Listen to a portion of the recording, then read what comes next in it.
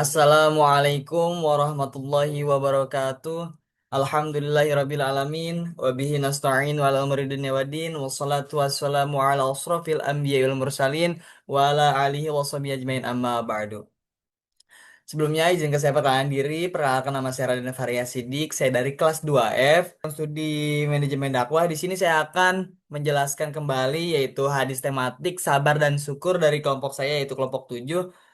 Di sini guna saya membuat video yaitu untuk melengkapi latihan akhir semester mata kuliah hadis dengan dosen Bapak pengampu Bapak Dr. Hamidullah Mahfud LCMA.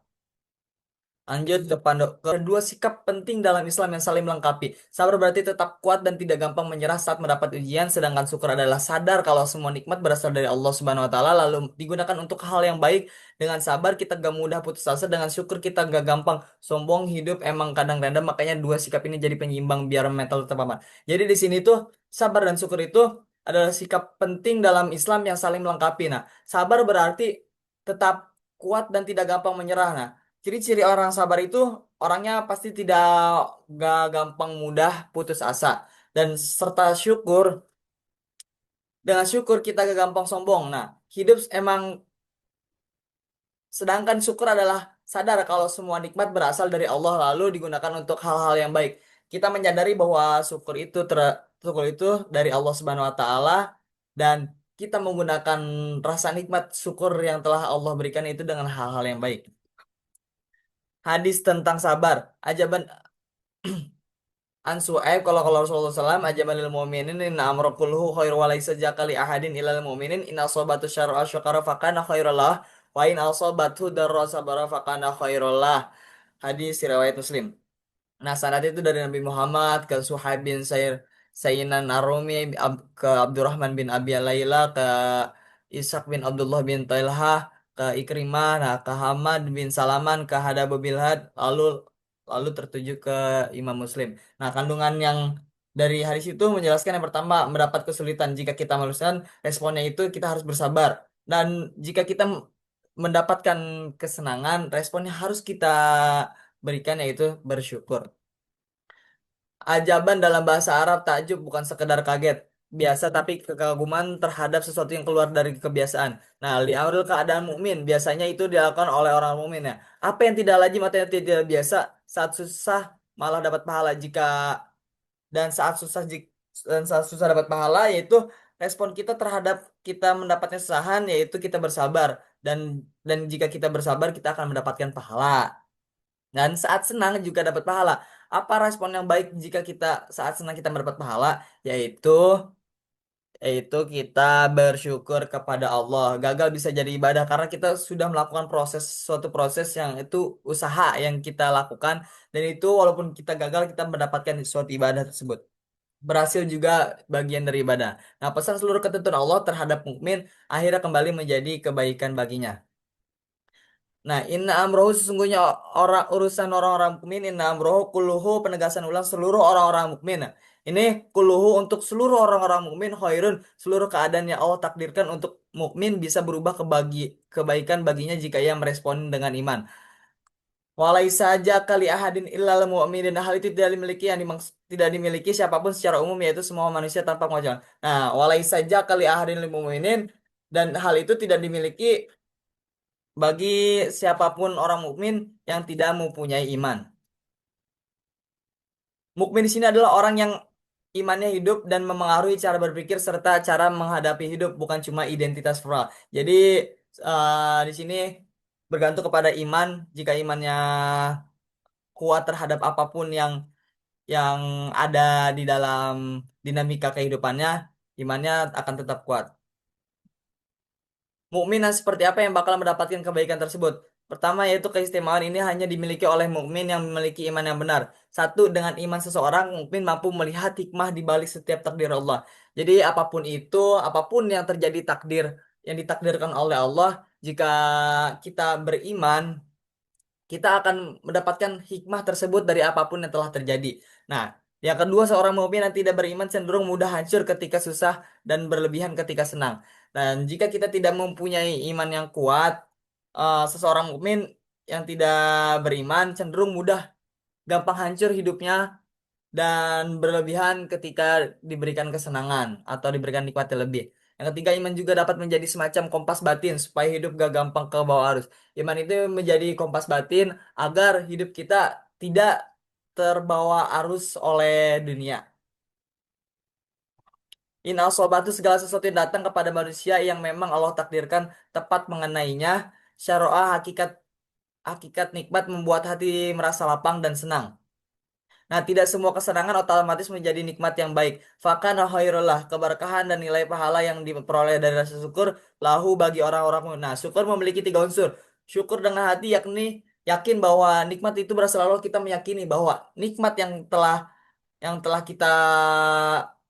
kita alami itu berasal dari Allah Subhanahu wa taala. Dan syukur dengan lisan memuji Allah dengan kata alhamdulillah, subhanallah, melihat penenangan.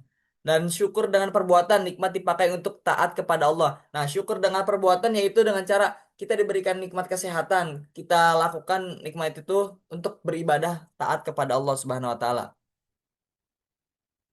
Se wa in asobatu segala sesuatu yang datang kepada manusia yang memang Allah takdirkan tepat mengenainya, segala sesuatu yang menyusahkan manusia baik fisik maupun batin, sobaro itu tidak membatasi kesusahannya hanya pada musibah besar. Kadang bagi seorang kehilangan arah hidup juga termasuk darra. Fakana khairullah, keberkahan dan nilai pahala yang diperoleh dari rasa syukur lahu bagi orang-orang mukmin. Nah, sabar juga memiliki tiga unsur sobaro, sabar dalam ketaatan, tepat taat walau berat. Sabar meninggalkan maksiat. Nah, sabar dalam ketaatan itu kita diberikan ujian atau cobaan yang besar, tetapi walaupun itu berat, kita harus tetap sabar dalam menyikapinya. Sabar meninggalkan maksiat, kita harus pandai-pandai dalam menahan hawa nafsu, harus siap dari menahan hawa nafsu. Sabar menghadapi takdir, tidak putus asa ketika diberi cobaan. Jika Allah mentakdirkan kita sebagai kita mendapatkan hasil yang kurang baik ataupun apa, nah di situ kita harus sikap yang kita harus pakai yaitu kita nggak boleh putus asa. Di situ kita harus banyak-banyak mencoba dan yakin bahwa apa yang kita inginkan dan yang telah Allah takdirkan itu adalah jalan yang terbaik. Nikmat bukan membuat manusia sombong, tetapi untuk membuat manusia sadar dari mana semua itu berasal. Nah, nikmat itu bukan untuk ya manusia menjadi sombong. Jadi manusia itu bisa berpikir bahwasannya apa yang telah kita alami, nikmat apa yang telah kita alami itu berasal semuanya dari Allah. Rasa sakit tidak selalu menuntut kemarahan dan kegagalan, tidak selalu pantas dibalas keputusasaan. Ada kalanya diam yang sabar jauh lebih kuat daripada nana musik. Sabar itu ada dua, sabar atas sesuatu yang tidak kau inginkan dan sabar menahan diri dari sesuatu yang kau inginkan. Aksi nyata mengucapkan alhamdulillah dengan sadar, tidak flexing berlebihan, memakai nikmat untuk hal baik, tidak lalai ibadah saat hidup sedang enak. Aksi sabar di kehidupan tetap ibadah saat susah, tidak melampiaskan emosi ke orang lain, tetap berusaha tidak menyerah karena gagal. Nah, hadis tentang syukur. Ni'matani Rasulullah SAW secara khusus menyebut dua nikmat karena keduanya merupakan modal utama manusia dalam menjalani kehidupan dan beribadah kepada Allah. Dan kedua nikmat itu yaitu pertama waktu luang, kedua sehat. Pertama sehat, kedua waktu luang. Magbun, banyak manusia memiliki kesehatan waktu luang tetapi menyia-nyiakan untuk hal yang tidak bermanfaat. Maka dari itu disebut orang rugi. Nah, dari dua nikmat itu banyak manusia yang melalaikan atau menyia-nyiakan untuk hal yang tidak bermanfaat. Maka dari itu disebut orang-orang yang rugi atau magbunun. Fihima, penegasan bahwa kerugian manusia paling banyak terjadi dalam dua aspek tersebut. Kasirun, orang yang lalai bukan hanya sedikit tetapi kasirun minan nasi tetapi manusia pada umumnya. Asihatu yang pertama kesehatan. Kesehatan adalah nikmat besar karena dengannya manusia mampu melakukan ibadah dan berbagai berbagai amal. Wal farogu waktu luang, waktu yang tidak diberi kewajiban atau kesibukan. Nah, banyak manusia tertib. Yang pertama, cara bersyukur dari waktu luang. Mengisi waktu dengan hal yang bermanfaat. Jika kita ada ruang-ruang kosong atau waktu yang tidak tidak padat dalam kehidupan kita. Nah, cara mengisi waktu itu diisi dengan hal-hal yang positif, hal-hal yang mendapatkan pahala, hal-hal yang bermanfaat untuk diri kita dan orang lain. Nah, mengurangi hal-hal yang menghabiskan waktu, menghambur-hambur, membuat hidup lebih terarah. Nah, banyak manusia tertipu karena memiliki waktu luang tetapi tidak memanfaatkannya untuk hal yang membawa manfaat dunia maupun akhirat. Nah, cara bersyukur dari kesehatan, menjaga tubuh. Menjaga tubuh adalah bagian dari eh, menjaga tubuh adalah bagian dari rasa bersyukur yang telah Allah berikan terhadap kita, yaitu suatu anugerah anggota tubuh. Yang kedua, menggunakan tenaga untuk kebaikan. Nah, jadi menggunakan tenaga untuk kebaikan, kita gunakan tenaga atau energi kita untuk hal-hal baik, yaitu seperti tolong menolong, sholat ibadah, tidak menunda amal saat masih kuat. Contohnya beribadah, kita gak boleh lalai dalam beribadah sholat 5 waktu. Contohnya yaitu di saat sudah ajan, kita langsung bergegas untuk sholat. Jika kita masih kuat untuk energi dan masih sehat, kita diwajibkan untuk tidak lalai dalam sholatnya.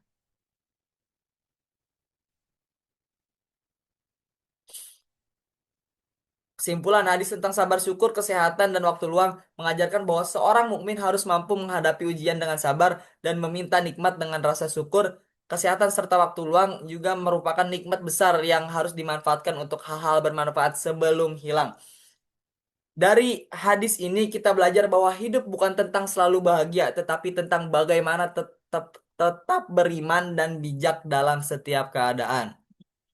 Jadi kesimpulan dari hadis ini mengajarkan bahwa seorang mukmin ini, yaitu kita, harus mampu menghadapi ujian dengan sabar dan menerima nikmat dengan rasa syukur. Kesehatan serta waktu luang juga merupakan nikmat besar yang harus dimanfaatkan untuk hal-hal yang bermanfaat sebelum kita hilang atau wafat dari dunia ini. Mungkin cukup sekian dari saya.